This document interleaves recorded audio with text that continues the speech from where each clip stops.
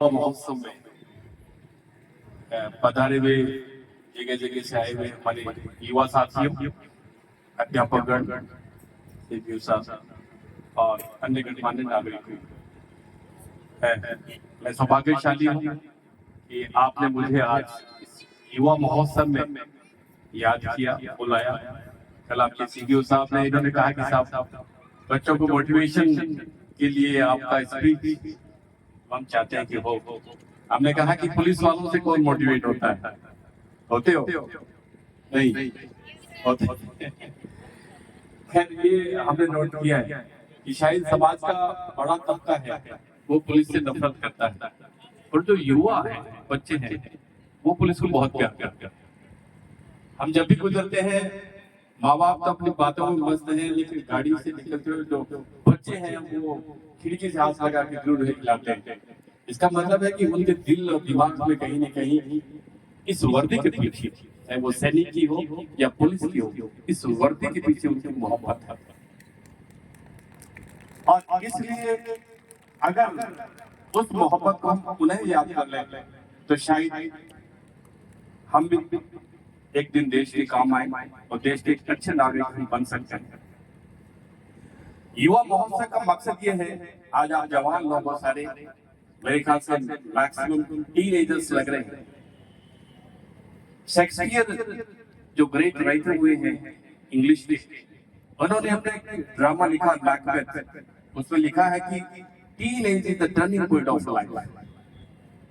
13 से 19, उसको आप 2021 तक कर सकते हो। Teenage is turning point of life. आप चौराहा है, चौराहे पे खड़े हो और उस चौराहे से आपको रास्ता चुनना है कि मैं कौन से रास्ते पे जाऊं। उसमें खास बात यह कि जो रास्ता आपने चुन लिया उससे वापस आने का रास्ता नहीं है। आपने एक चिट्टे वाला रास्ता चुन लिया तो किसी न किसी गली में पड़े मिलेंगे और 2-4 साल में राम राम सत्य बोले करते, वही होना है। और अगर आपने बहुत अच्छा स्टडी का रास्ता चुन लिया, हो सकता है किसी यूनिवर्सिटी में प्रोफेसर हो सकता है कि आप कोई साइंटिस्ट हो, आप कहीं पुलिस ऑफिसर हो, कहीं सैनिक हो, और आपने अगर एग्रीकल्चर का रास्ता चुना तो हो सकता है बहुत प्रयोग करने वाले एकदम न्यू साइंटिफिक किसान हो।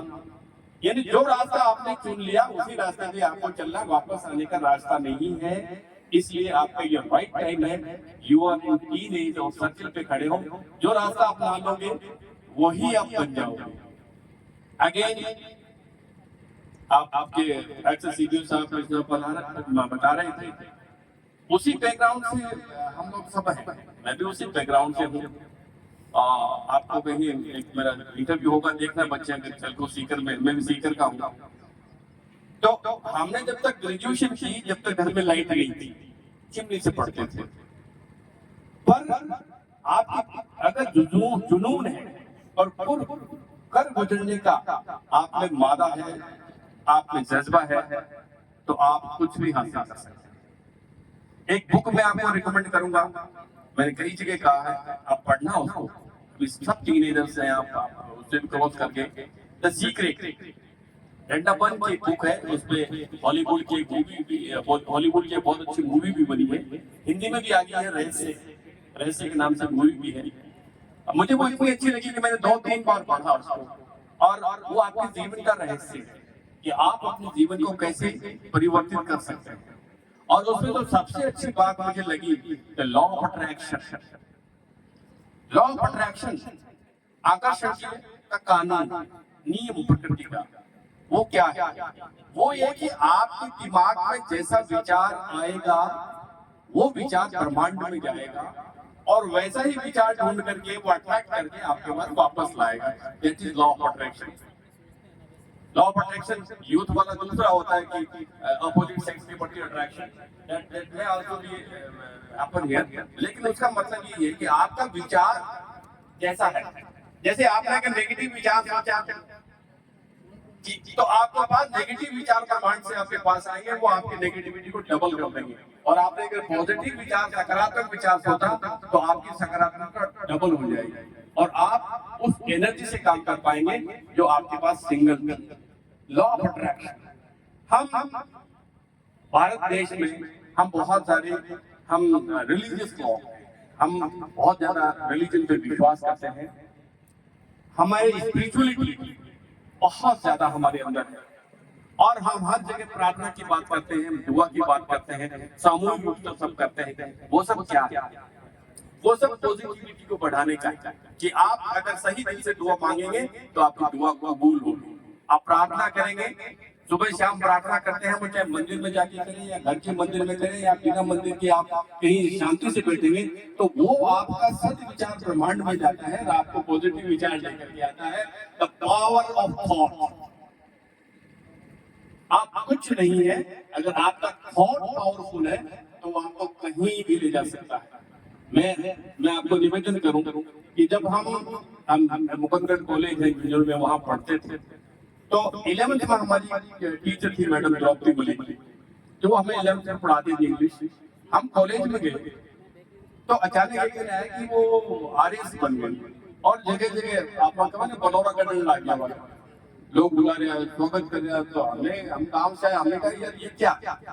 मैडम आज तक तो कोई नहीं बुलाता था, आप सब बुला रहे हैं, अखबार में फोटो आ रही है और ये आरएस बन गए। तो हमने मैडम से पूछा कि मैडम ये क्या होता है, कैसे बनते हैं? तो उन्होंने कहा कि भाई ऐसे पढ़ो, ऐसे बनते हैं, ये सिलेबस होता है, ये होता है।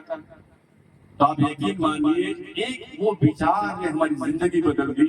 जो गांव से बच्चा आया, जो चिमनी में पढ़ता था, हमने कहा ये बनना है। That was the only inspiration. A thought came in my mind, and the ignition of your energy brought to this stage. ये आपको active formation, transformation of life बता रहा हूँ आपको। आप यूथ हो, युवा हो, जो आप चूज करें, जो भी आप रास्ता चूज करें, कोई भी रास्ता बुरा नहीं होता। नेगेटिविटी हमारे दिमाग में सोचने की बात है। मैं आपको बताऊं कि अमेरिकन प्रेसिडेंट इब्राहिम लिंकन से पूछा कि इब्राहिम लिंकन साहब, आप राष्ट्रपति बन गए, आप राष्ट्रपति तो नहीं बनते तो क्या करते? तो उन्होंने एक मिनट के लिए सोचा, उन्होंने बात तो सही कह रहे हैं आप, अगर मैं राष्ट्रपति नहीं बनता तो मैं क्या करता? तो उन्होंने जवाब दिया, उतना खूबसूरत था कि ये तो मुझे पता नहीं मैं क्या करता, लेकिन मैं अगर झाड़ू भी निकालता तो 1 नंबर झाड़ू निकालने वाला बनता। लोग कहते हैं कि लक्ष्मी को वो शानदार झाड़ू निकालता है। तो काम कोई सा भी बुरा नहीं है, कर्म कोई सा ही बुरा नहीं है, रास्ता आप चुनिए, लेकिन वो होना चाहिए परफेक्टनेस के साथ, नॉट विद हाफ हार्टेड।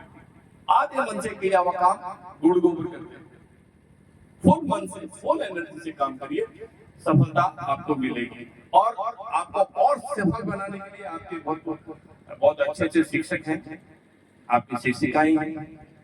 ये कहा गया है कि एक जो मीडियोकर टीचर है वो टायर्स, एक मीडियोकर टीचर टायर्स, एक good teacher explains, and a superior teacher demonstrates, and a perfect teacher inspires, वो प्रेरणा देता है। तो आपके जो टीचर्स हैं, मैं उनसे निवेदन करूंगा कि ओनली बच्चों को बताएं नहीं, बच्चों को एक्सप्लेन नहीं करें, डेमोन्स्ट्रेट नहीं करें, इनकी जिंदगी की प्रेरणा बने। आपको देख करके ये वैसा ही बनने की सोचे, वो आप बने तो बच्चों का जीवन सफल हो जाए। मेरे बच्चे ने एक बार पूछा छोटा से कि हमारी महिला मेडिसिन की बार-बार बच्चों को जाती है प्रोग्राम में, पूछती है, बच्चों आपने कुछ तय किया, क्या बनना चाहते हैं? बच्चे इधर उधर घूमते देखते हैं अभी क्या बनना चाहते हैं, और ये बच्चों की उत्सुकता भी होती है कि भाई वो क्या बनना चाहते हैं। तो एक बच्चे कहा कि पापा मैं क्या बनूंगा? तो बचपन में ये विचार बदलते रहते हैं। कभी उसको पुलिस में लिखता है तो कभी मैं आईपीएस अफसर बनूंगा, कभी कलेक्टर लिखी तो मैं कलेक्टर बनूंगा, कभी डॉक्टर लगा तो डॉक्टर बनूंगा, कभी सैनिक, उसके विचार चेंज होते रहते हैं। बहुत बाद में जाके स्टेबिलिटी आती है। तो मैंने कहा बच्चा आप क्या बनो ये तो आप तय करना, मेरा तो ये कहना है कि अगर आप छोटी छोटी चीजों में खुशियां तलाश कर सकते हैं, अगर आप गांव में गए, गांव के गरीब आदमी से या अपने परिवार के आदमी से बैठ करके और किसी गरीब व्यक्ति की आंसुओं को आप अगर समझ सकते हो, उसको फील कर सकते हो और उसको आप एहसास कर सकते हो, तो मैं मानूंगा कि आप सफल हो गए, अच्छे इंसान बन गए। अच्छा इंसान बनना सबसे ज्यादा जरूरी है, बाकी तो हम जो भी कुछ बनते हैं पेट पालने का साधन है। मैं पुलिस अफसर हूँ, आईपीएस हूँ, तो मैं भी वही सैलरी लेता हूँ, बच्चों को पालता हूँ। और लिमिटेड खाता, उनसे ज्यादा खा नहीं पाता, और आज इस स्टेज पे आके डॉक्टर ये और कह देता है कि भैया मीठा उठा नहीं खाना, ये नहीं खाना, डायबिटीज, ये ध्यान, ब्लड प्रेशर, फलाम फलाम ढिमका, आपके पास बहुत कुछ होते हुए भी नहीं खा सकते। जब खाने को नहीं था, जब जब जब जब जब खाने लायक थे, जब खाने को नहीं था, और आज खाने के लिए बहुत कुछ है, तो हमारा शरीर उस लायक नहीं रहा। इसलिए बाकी टीचर है तो वही वही काम कर रहा है, किसान है तो वही काम कर रहा है, बाकी तो हमारे पेट पालने के साधन है। सबसे जरूरी क्या, अच्छा इंसान होना। अच्छा इंसान आप हो तो आपकी जिंदगी मैं समझता हूँ कि सफल है। बाकी आप जो भी अपना